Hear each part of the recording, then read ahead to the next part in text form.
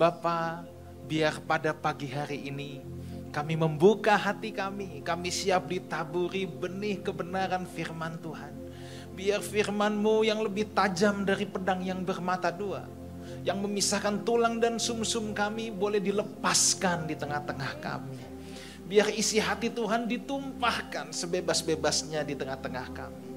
Pakai hamba-Mu yang akan menyampaikan kebenaran firman-Mu. Biar pikiran Tuhan, isi hati Tuhan boleh mengalir. Kami segenap jemaat Tuhan merendahkan diri kami, membuka hati kami, mempersiapkan hati kami seperti tanah yang subur. Kami berdoa anugerah Tuhan tercurah atas kami, sehingga kami juga punya kuasa untuk melakukan kebenaran firman-Mu. Terima kasih Tuhan. Semua umat Tuhan yang lapar dan haus, yang siap menerima firman Tuhan, sama-sama saya katakan amin. Puji Tuhan. Silakan duduk. Shalom, selamat pagi Bapak Ibu Saudara sekalian. Saya percaya saudara dalam keadaan baik-baik saja, tanpa panjang lebar lagi. Lifehouse Family, please welcome Bapak Pendeta Yoas untuk menyampaikan firman Tuhan. Silakan Pak.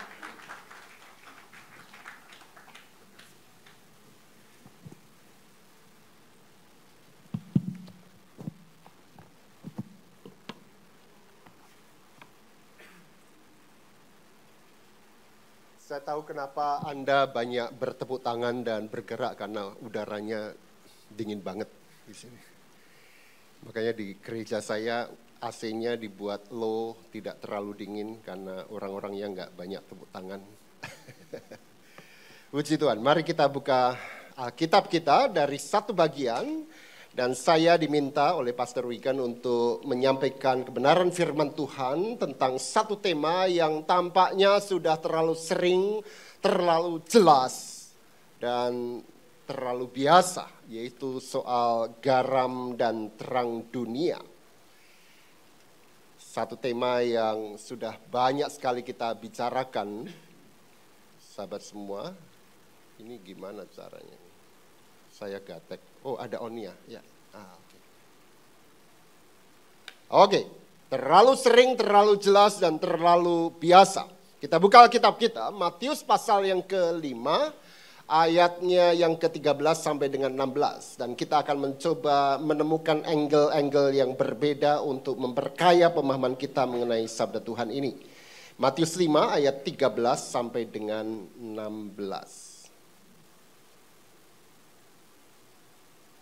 Buka Alkitab Anda, jangan pernah mendengar yang saya ucapkan, Anda harus membaca Alkitab. Ya. Di HP atau buku. Saya akan bacakan dari TB2. Kamu adalah garam dunia, jika garam itu menjadi tawar, dengan apakah ia diasinkan? Tidak ada lagi gunanya selain dibuang dan diinjak orang. Kamu adalah terang dunia. Kota yang terletak di atas gunung tidak mungkin disembunyikan. Lagi pula orang tidak menyalakan pelita lalu meletakkannya di bawah tempayan. Dalam LAI yang lalu, gantang. Baru kali ini saya tahu gantang itu artinya tempayan. Melainkan di atas kaki pelita sehingga memberi terang kepada semua orang di dalam rumah itu. Demikianlah hendaknya terangmu bercahaya di depan orang, supaya mereka melihat perbuatanmu yang baik dan memuliakan Bapamu yang di surga. Walaupun ayat-ayat ini saya tampaknya sudah terlalu sering, terlalu biasa, dan terlalu jelas buat kita. Saya nggak tahu berapa kali Anda dengar firman Tuhan memakai teks ini. Tapi sebenarnya apa yang Yesus sampaikan pada konteks itu, zaman itu sangat spesial. Konteksnya belum ada listrik. Sehingga ketika Yesus mengatakan, kamulah terang dunia. Wah. Buat kita kayaknya, apaan sih ini terang dunia? Terlalu banyak terang di sekitar kita. Tapi dalam konteks itu, ketika sudah maghrib, sudah subuh, sudah petang, maka kehadiran terang itu menjadi sangat vital, menjadi sangat esensial. Jadi apa yang Yesus katakan di sini menjadi sangat surprising sebenarnya. Sayangnya banyak khotbah yang kita dengar, renungan yang kita nikmati, bicara soal garam dan terang dunia itu seringkali dilepaskan dari konteks. Apa sih yang Yesus maksud dengan garam dan terang itu? Berapa kali yang pernah dengar khotbah tentang garam misalnya, lalu dikatakan, oh fungsi garam itu memberi rasa kepada masakan yang kita masak. Betul kan? Gitu kan yang selalu dikatakan. Fungsi garam itu menyembuhkan, disinfektan. Fungsi garam itu mengawetkan, diulas beberapa fungsi itu. Yesus tidak memaksudkan itu. Dari mana saya tahu? Mari kita lihat Lukas 14 ayat 34 dan 35. Ini versi lain dalam Injil Lukas yang bicara soal garam. Dikatakan dalam Lukas 14 ayat 34 dan 35, garam memang baik, tetapi jika garam pun menjadi tawar, dengan apakah ia diasinkan, tidak ada lagi gunanya, baik untuk ladang maupun untuk pupuk, dan orang membuangnya saja.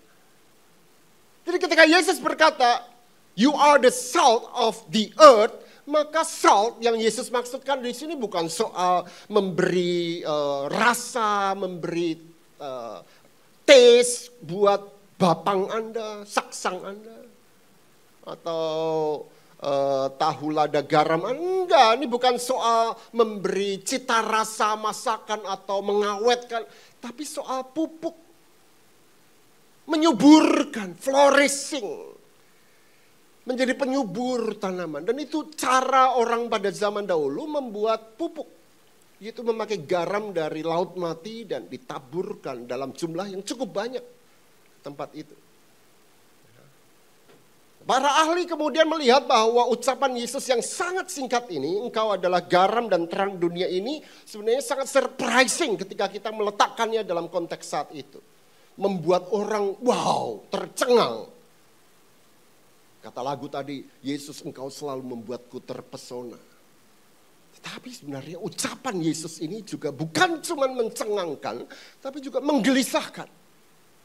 Hati-hati saudara dengan kekristenan yang hanya membuat Anda terpesona dengan Yesus, tetapi tidak membiarkan dirimu terekspos oleh ajaran Yesus yang kemudian juga mengganggumu. Ucapan Yesus harus mengganggu orang. Ucapan Yesus bukan hanya meneduhkan, menenteramkan, tapi harus mengusik. Kalau Anda tidak terusik dengan apa yang Yesus sampaikan, hati-hati, ada yang salah. Jangan-jangan kita hanya mau jadi orang Kristen yang menerima apapun yang cocok dengan kita. Apa yang mau kita dengar itu yang kita cari. Tapi ketika ada satu firman Tuhan disampaikan dan Anda kemudian terganggu, wah kok kayak gini sih? Lalu kita tinggalkanlah sesat ya. Salah, gak cocok buat saya. Kekristenan konsumtif semacam itu sangat berbahaya. Membuat orang-orang Kristen dengan spiritualitas yang obese, yang tampak sehat. Tapi tidak punya daya untuk struggle, untuk fighting. Ucapan Yesus bukan hanya menjawab. Jesus is the answer. But Jesus also the question. Pada titik Anda terima Yesus sebagai Tuhan dan Juru Selamatmu, maka ada 1001 pertanyaan yang kemudian muncul yang tadinya tidak Anda pertanyakan. Yang tadinya you take it for granted. Ketika Yesus mengubah hidupmu, semua Anda pertanyakan. Tahukah Anda bahwa dalam Alkitab, dalam Injil, jauh lebih banyak Yesus mengajukan pertanyaan daripada Yesus mengajukan jawaban. What does it mean? It means ketika Anda percaya pada Yesus, sang jawaban itu, Anda harus mengajukan pertanyaan begitu banyak. Tentang apa? Tentang imanmu, tentang hidupmu, tentang dunia di mana engkau hadir. Ada yang salah kayaknya. Apa memang begini? What's the meaning of my life? Apa makna semua ini? Benar gak sih? Terlalu banyak pertanyaan yang harus kita ucapkan dan ungkapkan. Nah, hari ini saya ingin mengajak Anda untuk mempertanyakan teks ini, Matius pasal yang kelima ini. Dan kita akan melihat 4 angle. Saya akan sharingkan 4 angle yang it speaks to me personally. Yang pertama, saudara, ketika Yesus berkata, kamu adalah terang dunia, kamu adalah garam dunia. Yang dia maksud adalah who you are, who I am. Ini bicara soal identity. Yesus gak berkata kamu sebaiknya menjadi, kamu seharusnya menjadi garam. Enggak. Kamu adalah, suka atau gak suka, kita adalah terang dan garam. Dengan kata lain, Yesus mendefinisi siapa kita. Ini penting, saudara. Mari ajukan pertanyaan dalam hidup Anda, dalam pikiran Anda. Siapa dan apa yang mendefinisi Anda? Bagaimana tahunya? Simple. Ketika Anda berrelasi dengan orang, ya, misalnya Anda bos di sebuah perusahaan. You own your own company. Kemudian orang, karena Anda pakaiannya biasa, kemudian orang memperlakukan Anda seperti obi. Tersinggung nggak? Kalau Anda tersinggung, maka you define yourself by what you have. Oh, karena saya direktur, maka harusnya saya diperlakukan seperti seorang direktur. Itu berarti Anda mendefinisi diri Anda dengan apa yang Anda punya. Siapa yang mendefinisi diri Anda? Apakah Yesus engkau persilakan untuk define who you are? Dan di ayat-ayat ini Yesus mendefinisi siapa kita. Yang bisa mendefinisi kita adalah Dia yang memiliki kita. Owner hidup kita. Dan itu adalah Yesus. Saya gak tahu Anda ingat gak beberapa bulan yang lalu saya berkhotbah di tempat ini. Dan saya berkata, di ujung khotbah saya berkata, remember who you are by remembering whose you are. Ingat siapa engkau dengan ingat siapa yang punya engkau. Karena siapa yang memiliki kita, dialah yang akan mendefinisi siapa kita. Dan kalau Yesus memiliki kita, maka dia punya hak, dia sudah mendefinisi siapa kita. Dan yang menarik adalah bahwa definisi kita yang Tuhan berikan ini adalah definisi yang berlapis. Kenapa berlapis? Yesus tidak hanya bicara soal engkau ku definisi dalam hubungannya dengan aku. You are my son, I love you, you are my friend. No, Yesus berkata apa? You are the salt of the earth. Dan di sini berlapisnya. Bukan hanya relasi kita dengan Allah yang Tuhan definisi, tapi relasi kita dengan yang gak ada urusannya kayaknya dengan kita, yaitu dunia. Artinya, melekat dalam identitas kita kata dunia itu. Betul? Hapus kata dunia dalam definisi yang Allah berikan buat kita. Engkau adalah garam dunia. Hapus kata dunia. Engkau adalah garam. Meaningless. Definisi kita melekat pada dunia. Hapus kata dunia dalam garam dunia atau terang dunia. Maka Anda bukan lagi Anda yang sudah didefinisi oleh Yesus. Dengan kata lain, identitas kita memang terikat pada dunia. Saudara, ini painful tapi juga sekaligus challenging sekali. Ternyata Yesus mendefinisi Dia yang gak bisa lepas dari dunia. Gak boleh lepas. Kenapa begitu? Karena identitas kita di dunia ini yang gak bisa lepas itu didefinisi juga oleh attitude Allah pada dunia. Bagaimana attitude Allah pada dunia ternyata menentukan bagaimana Allah kemudian mendesain, mendefinisi siapa kita. Oh, engkau adalah garam dunia, engkau adalah terang dunia. Karena aku punya attitude tersendiri, sikap tersendiri, passion tersendiri terhadap dunia itu. Luar biasa, saudara. Maka itu berarti kalau Anda jadi orang Kristen yang hanya mau menikmati suasana surgawi dalam ibadah dan inilah kekristenan, you wrong, totally wrong. Siapa kita? adalah ketika kita berada di dunia. Bukan ketika kita keluar dari dunia. Mentalitas banyak orang Kristen adalah, kita keluar dulu dari dunia, seminggu sekali beribadah, di sini identitas kita sebagai anak Allah, sahabat Allah, ya, orang yang Allah kasih. That's totally wrong. Siapa kita?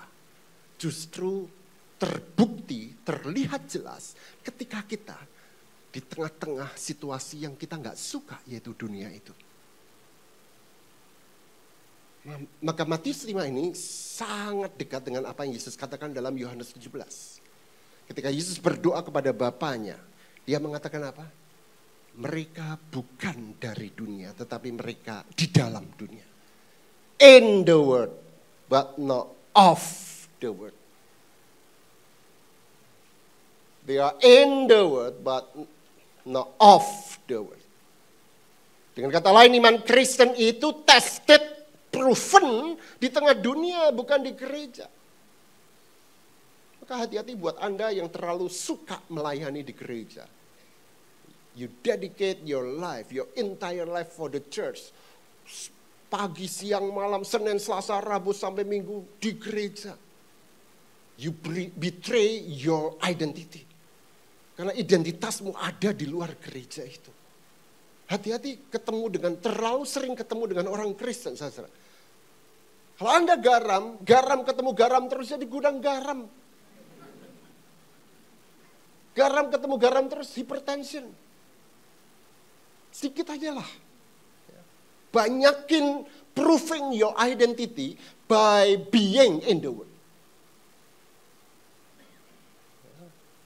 Tapi di sini kemudian mengganggunya, you have to be in the world, tapi hati-hati, you are not of the world. Anda bukan dari dunia. Lalu bagaimana? Ada ketegangan ini, harus di dalam dunia, tapi nggak boleh sama dengan dunia. Dan ini sebenarnya poin dari apa yang Yesus ucapkan semua. Identitas kita ditentukan not by what you do, not by what you say in the world, but simply by being yourself. Ketika Yesus mengatakan, you are the salt of the earth. Maka yang dia katakan adalah, just be yourself. Hadir being yourself. Ya. Maka akan keliru kalau ada khotbah yang kemudian mengatakan, kita jadi garam, kita jadi terang. So, apa yang harus kita lakukan? Apa program gereja? Kita kunjungi panti asuhan, kita bikin aksi sosial. That's what you do. Bukan doing, tapi being. Saya nggak mengatakan bahwa doing itu nggak penting, saudara. Tapi by doing something, you are not becoming who you are. Betul? Ketika saya adalah pendeta, that's my being, maka saya preaching. Maka doing mengikuti who I am. Being saya. Tapi jangan dibalik. Kalau ada orang preaching, dia pasti pastor. Belum tentu. Jadi ketika Yesus mengatakan, Anda adalah garam dunia, just be yourself. Di tengah dunia itu. Di situ doingmu akan kelihatan konsisten dengan who you are. Your identity. Itu sebabnya di ayat 16, Yesus mengatakan apa? Supaya mereka melihat perbuatanmu yang baik. Jangan push diri kita untuk selalu hanya berpikir, bertanya, apa yang bisa aku lakukan untuk dunia. No. Bagaimana aku setia dengan identitiku di dunia. That's much more important. Dan dengan mempertahankan itu, doing itu akan keluar dengan sendirinya. Nah, itu yang pertama. Our identity. Yang kedua, saudara, Yesus ketika bicara soal engkau adalah garam dunia, terang dunia, maka dia bicara soal dunia itu. Dan dunia dalam Injil bukan kata yang sederhana. Ini kata yang sungguh kompleks. Saya mau ajak Anda untuk melihat Yohanes 1 ayatnya yang ke-10. Di dalam Yohanes 1 ayatnya yang ke-10 dikatakan apa? Ini kayaknya enggak jalan. Oke.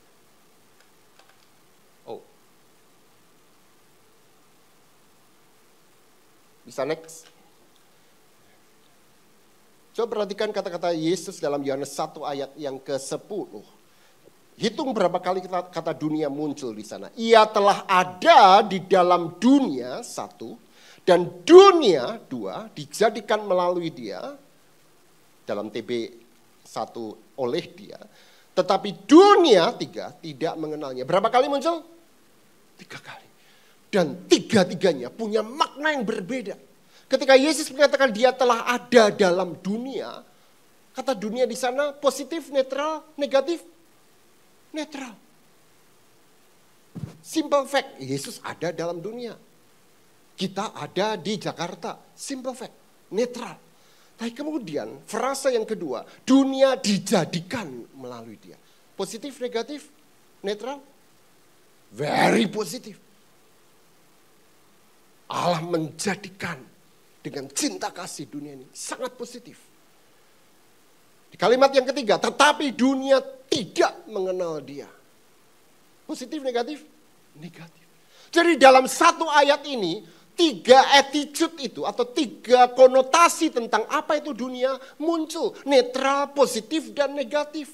Jadi kompleks dunia ini. Maka jangan simplistik. Terlalu banyak dari kita yang selalu terlalu sederhana memakai kata dunia dalam kosakata kita. Jangan seperti orang dunia lah. Ya, kita ini anak Tuhan, bukan orang dunia. What does it mean?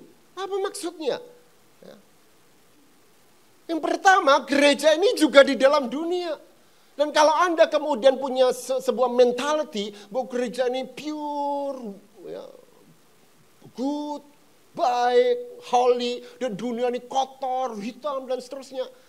Salah. Anda mau cari dosa, tempatnya di mana? Gereja. Gereja ini gudangnya orang berdosa. Nggak usah jauh-jauh. Kalau Anda terekspos dengan berita-berita medsos tentang gereja di seluruh dunia, you mau cari pastor yang selingkuh, tempatnya di mana? Gereja. Mau cari orang korupsi, di mana? Gereja. Mau cari gibah, oh itu pusatnya gereja. Semua ada di gereja. Yang kita sangka dosa di luar itu. Demikian juga sebaliknya. Jangan terlalu hitam putih, binary, black and white, beauty and the beast. Dengan mengatakan dunia itu kotor. Banyak kok kebaikan dalam dunia ini. Kita selalu mengatakan jangan ikuti dunia. Padahal di dunia kalau misalnya ada jalanan macet, orang antri, jangan ikuti dunia artinya apa? Terobos saja gitu.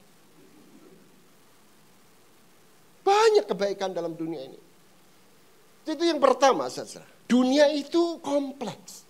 Ada kebaikan Allah yang bisa kita jumpai di mana-mana. Tapi ada juga dosa di sana. Yang pasti adalah Allah begitu mencintai dunia. Dan karena itu dia mendefinisimu berdasarkan relasimu dengan dunia. Oke? Mohon maaf, saudara. Favorit Allah bukan sampean. Yohanes 3:16 mengatakan karena begitu besar kasih Allah pada gereja. No. Apalagi pada Lifehouse Community. Enggak masuk hitungan. Firman Tuhan mengatakan karena begitu besar kasih Allah pada dunia.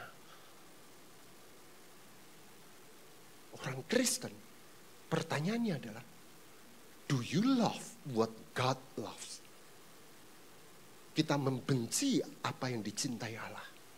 Kita menghindari apa yang Allah justru berikan dirinya untuknya, yaitu dunia itu. Kata dunia ini bukan cuman kompleks tapi juga konkret. Terlalu mudah untuk mengatakan kita adalah garam dunia, terang dunia ketika konsep dunia ini menjadi sangat abstrak. No, terlalu mudah. Tapi ketika dunia yang Yesus maksudkan ini konkret, dia punya nama, dia punya wajah, dia punya kehadiran. Dia adalah om sebelah rumah yang nyebelin, buang sampah, lempar ke rumah kita. Dia punya wajah yaitu bos kita yang sangat tiranik. Dia adalah RT kita yang makin lama makin fanatik. Dia adalah kota kita yang the most polluted city in the world. Dia punya wajah, punya kehadiran. Kalau abstrak dunia, itu simple. Ingat baik-baik, ini kompleks, pemahamannya macam-macam. Di dalamnya ada dosa, ada kebaikan Allah. Tapi Tuhan juga cintai, tapi juga konkret. Nah itu ditunjukkan oleh Yesus dengan satu kata. Khususnya dalam Injil Matius. Coba perhatikan Matius 5 ayat yang pertama.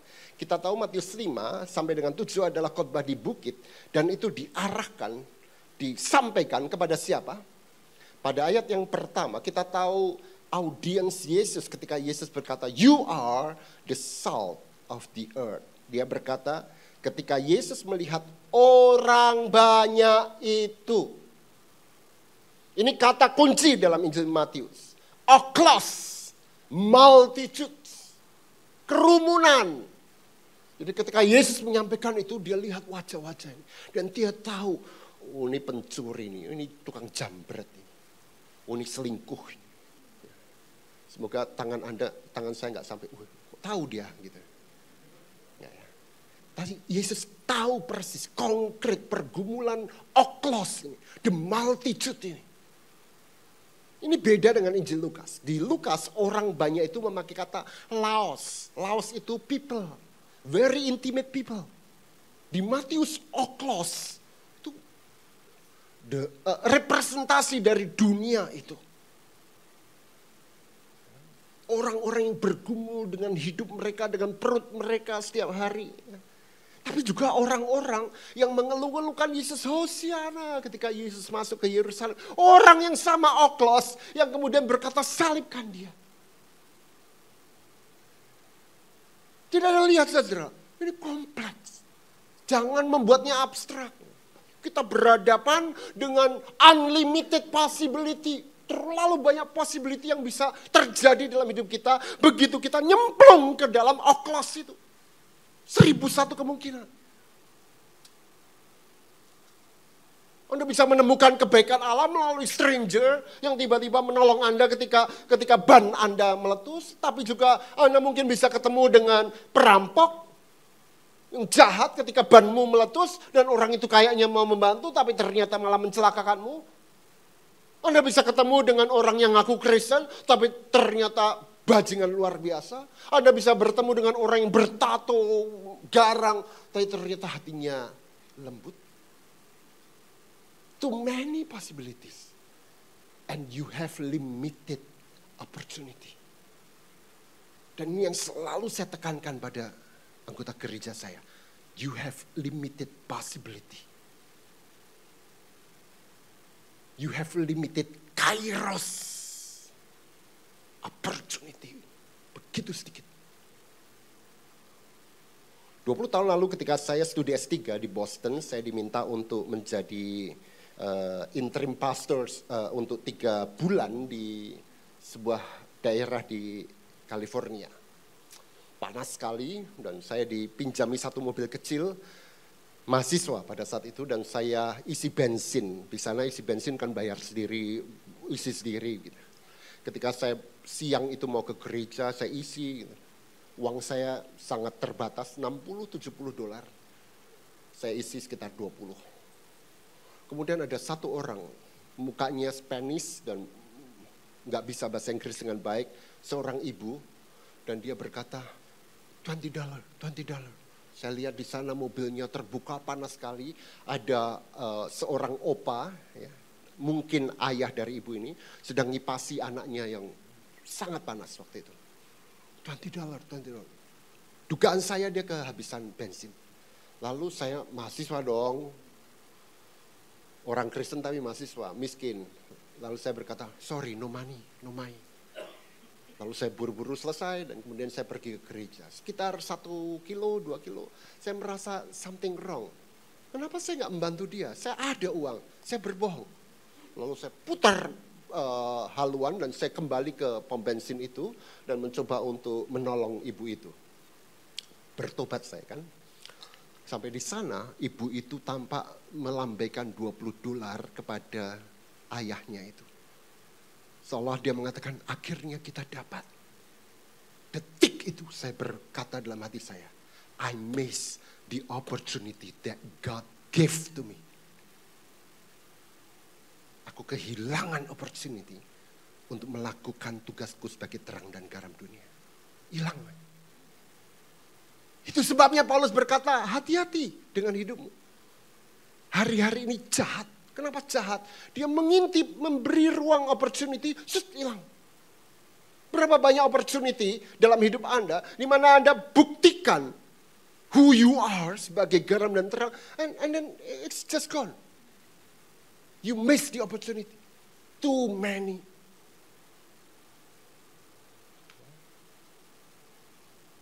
Yang ketiga, saudara. Ketika firman Tuhan bicara garam dan terang, ini bicara soal dua model. Keduanya tidak sama. Terang dan garam itu bicara soal Christian presence in the world dengan dua cara yang berbeda. Mereka punya kesamaan, yaitu kita tunjukkan bukan apa yang kita lakukan, tapi by being yourself. Tetapi ada perbedaan antara being the salt and being the light. Garam itu bicara soal meresap ke dalam tanah karena dia adalah pupuk. Dia unidentified, nggak bisa diidentifikasikan karena meresap. Tapi kemudian memberikan pertumbuhan, menyuburkan. Terang lain. Terang itu bicara soal ada dalam gelap dan dia terpisah tapi berada dalam gelap. Beda dengan gelap. Ada perbedaan frontal antara terang dan gelap. Yang satu hadir tanpa dikenali, yang lain itu tampil dalam perbedaan. Nyentrong, silau, membuat orang tersibak. Yang satu itu intrakultural, memasuki kultur, mengubahnya. Yang lain counterculture, mengcounter budaya. Tetapi yang pasti keduanya berdampak, impacting, contagious, influencing.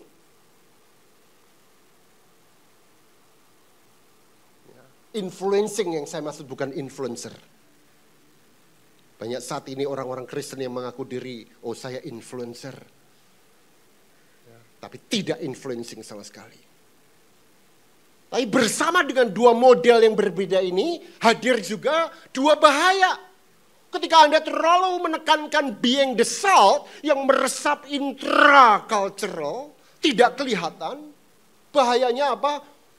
Benar-benar hilang, hanyut, larut. Ini bahaya kompromisme. Kita kompromikan dengan dunia di sekitar kita. We are too humble. Kita nggak mau kelihatan lalu benar-benar ketarik. Kita mau ubah malah diubah. Bahaya yang lain kita mau terlalu menekankan the lightness, ya, terang beda. Terlalu menekankan perbedaan malah arogan. Oh, you gelap, gua terang. Kita memisahkan diri sungguh-sungguh dari dunia itu. Ketahuilah saudara bahwa quality hidup kita at the end of the day adalah bagaimana menjaga seni antara in the world, larut, tapi tapi sekaligus of the world, bukan dari dunia. Itu seni hidup Kristen di dunia. Menjaga identitas, tapi connected dengan dunia itu. Keberhasilan hidup Anda, kelak ketika Anda menghadap Tuhan akan ditentukan dari bagaimana Anda sukses menata ketegangan ini. Saya nggak terlalu peduli Anda orang kaya, Anda orang populer, Anda orang sukses dan lain sebagainya. At the end of the day, quality hidup kita dan Tuhan akan menanyakannya pada kita adalah apakah kita sudah berhasil menjaga ketegangan ini in the word but not of the word, but not from the word. Semoga ini doa saya setiap saat. Tuhan, semoga dengan kehadiranku dimanapun engkau tempatkan aku bisa membuat dunia sedikit lebih baik. Cukup sedikit lebih baik. Jangan banyak-banyak. Kenapa sedikit lebih baik? Dan ini sebuah humble attitude, humility. Karena at the end of the day kita harus katakan, this is not us. Bukan aku Tuhan yang mengubah, but you. Yesus yang mengubah, bukan aku. Ingat baik-baik, saudara, Matius 5 ini ditulis dalam konteks khotbah di bukit. Khotbah di bukit bicara soal kurikulum menjadi murid Kristus, discipleship. Apa sih inti discipleship? Following the master, following the teacher, mengikuti Yesus. Yesus bikin ini, saya bikin itu. Yesus melakukan itu, saya numpang di dalam karya Yesus itu. Maka hati-hati dengan slogan-slogan yang tampaknya, wow, saya paling nggak suka dengan slogan Kristen yang mengatakan, do your best, and God will do the rest. Emang lu siapa? Do your best. Masih ada sisa. Tuhan tolong ya. Gue mau pulang. Tolong. Yang terakhir sisanya. You kasih sisanya ke Tuhan. You have done the best. Siapa kita?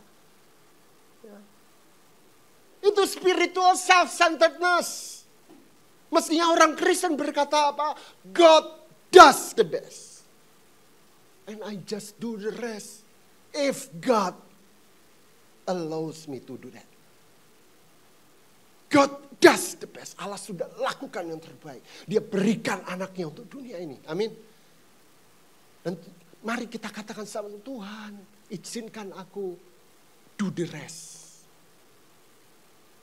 Di gereja saya, GKI, kami memakai NKB, saudara. Tahu NKB? Pernah dengar nggak NKB? Ya.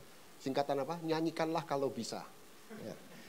Ada satu lagu yang sangat disukai oleh kami, kaum GKI ini. Jadilah suluh dunia. Pernah dengar lagunya? Jadilah suluh dunia, jadilah suluh dunia. Yang ikut nyanyi berarti bekas GKI kayaknya.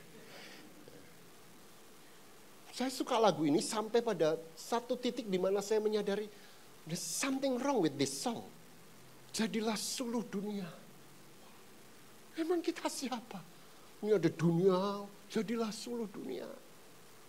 Untungnya lagu ini terjemahan dalam bahasa Inggris aslinya nggak begitu. Kalimat aslinya adalah brighten the corner where you are. Terangilah sudut di mana engkau ada. Brighten the corner where you are. Jadi kita ini cuma punya lilin kecil, lalu kita di-assign di sudut sini, saudara. WC belakangnya bau, sepi, gelap. Oh, nggak ada orang. Brighten the corner where you are. Kita nggak ubah dunia ini. Kita hanya assign to a certain place, to a certain task. Di situ kita ada. Dan lilin itu kita dapatkan dari terang Kristus itu. Nah, ini konsep penting dalam firman Tuhan yang jarang sekali kita dengarkan, yaitu soal participation. Jadi Allah lakukan yang terbaik di dalam Kristus melalui kuasa Roh Kudus. Kita hanya jump in. Tuhan, boleh gak aku ikutan? Jump in. Jadi bukan Allah lakukan yang terbaik untuk gereja untuk dunia. Keliru.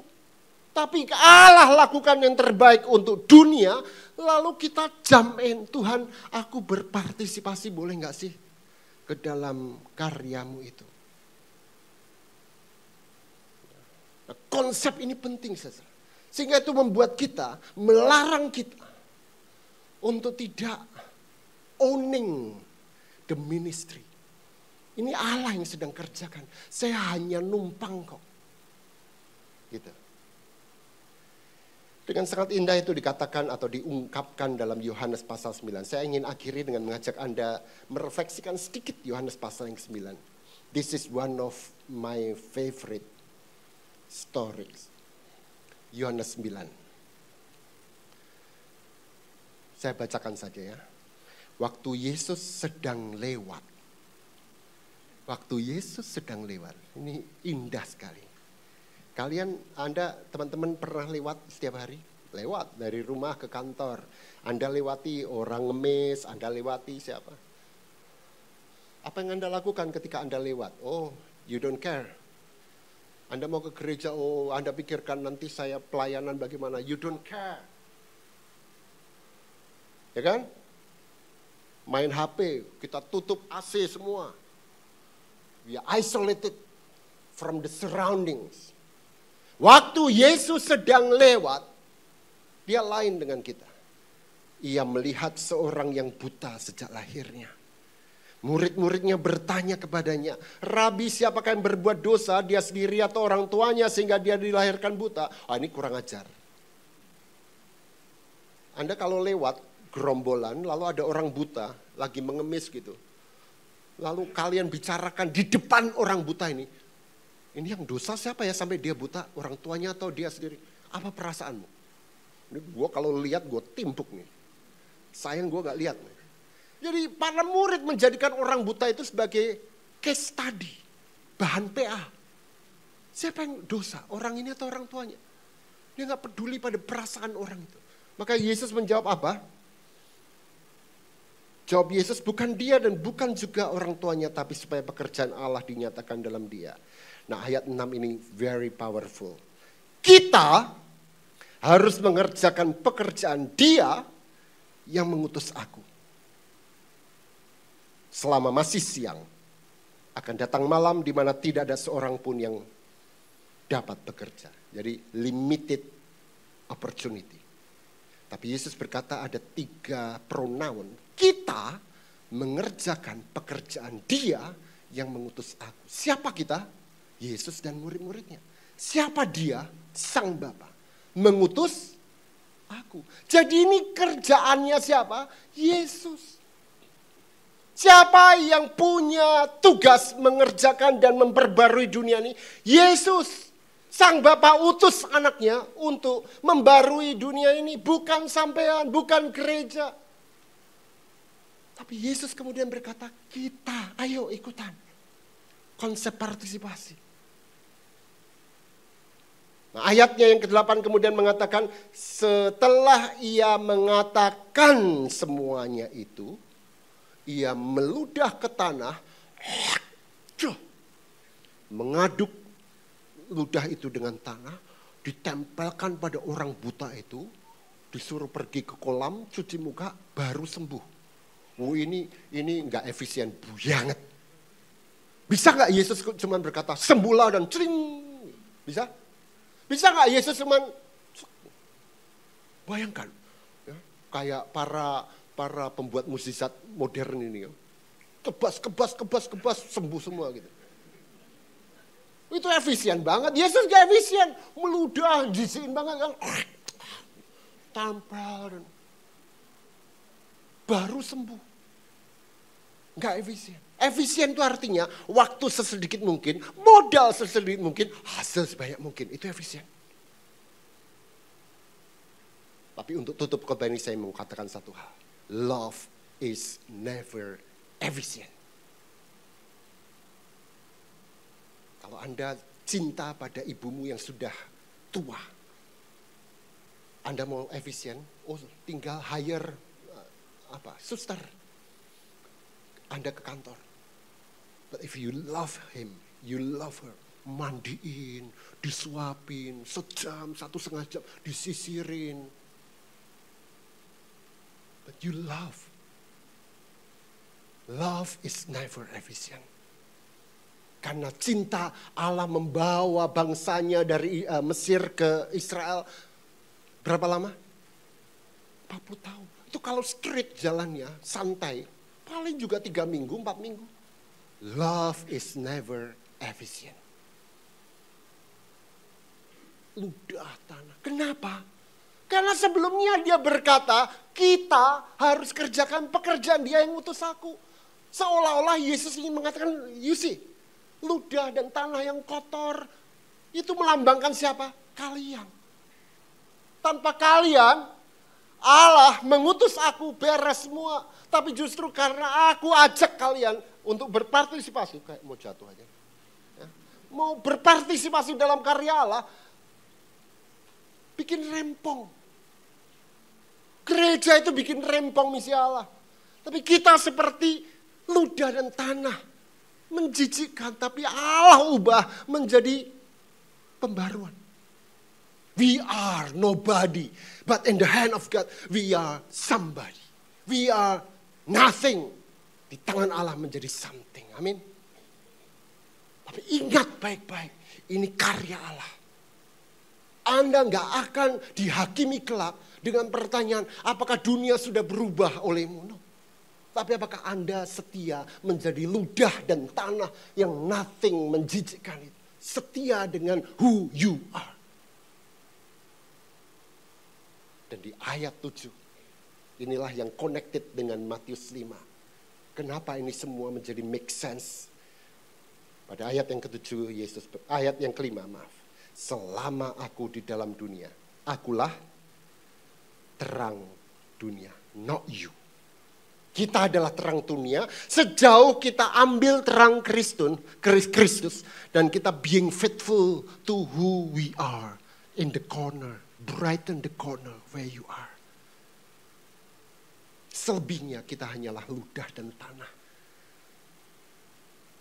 Saya mau akhiri dengan ajak Anda untuk saling kenalan lagi.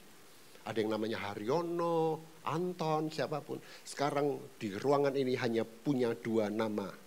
C-nya cuma 2. C-tan dan C-lu. Ludah dan tanah. Ya, salaman dengan sebelahnya, kenalkan diri Anda. Saya ludah, yang lain mengatakan saya tanah. Mari kita lakukan.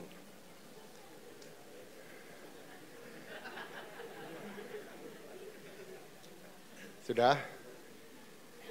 Oke, firman Tuhan berkata, maka Yesus meludah ke tanah. Yang tadi ngaku ludah, tolong meludah ke tanah. Mari kita tutup dalam doa.